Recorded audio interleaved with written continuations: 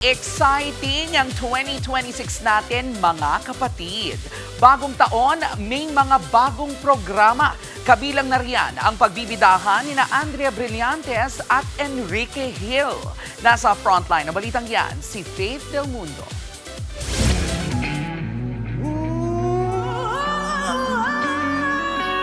Bilisan mo ang takbo, lagan mga... Entering 2026 with a loud bang ang Kapatid Network dahil sa dami ng bagong shows na mapapanood sa TV5. Yan nga ang naging highlight sa year-end trade event at Thanksgiving celebration ng TV5 sa Meralco Theater. Siyempre, with new shows comes more celebrity. Sinong mag-aakalang bibida sa iisang programa sina Enrique Hill at Andrea Brillantes? Para yan sa The Secret in Prague. They will see a lot of romance. Yes. There will be action. Yes. Sure ako, mapapatawa kayo, mapapaiyak kayo.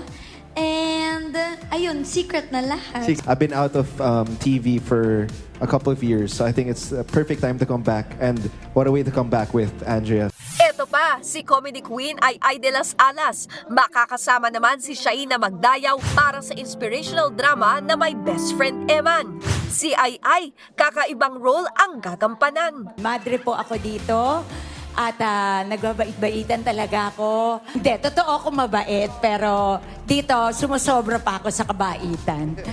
Mapapanood na rin sa Kapatid Network si Inigo Pascual sa Philippine adaptation ng 2013 Korean drama na The Good Doctor. Sa mystery drama naman ang ihahatid ng Project Loki from Viva, headlined by Dylan Menor. But wait, there's more. Dahil ang mga well-loved kapatid shows gaya ng Totoy Bato, Singgaling at syempre ang OPM Countdown show na Vibe, lahat may level up sa 2026. That and more talaga para sa inyo mga kapatid. Mahalagang bahagi rin ng selebrasyon ang taus-pusong pasasalamat ng TV5 sa lahat ng brands at companies na patuloy na sumusuporta sa mga programa ng Kapatid Network. Definitely, more and more new shows, mga teleserye, more and more reality shows. And I think you're going to see may mga big stars din tayo. Surprise na lang for next year. Nagbabalita mula sa Frontline, Faith Del Mundo, News 5. Mga kapatid, Jervy Wrightson po. Eto na nga. Para sa latest showbiz news at iba pang K-alaman, mag-follow at mag-subscribe na sa social media pages ng News 5.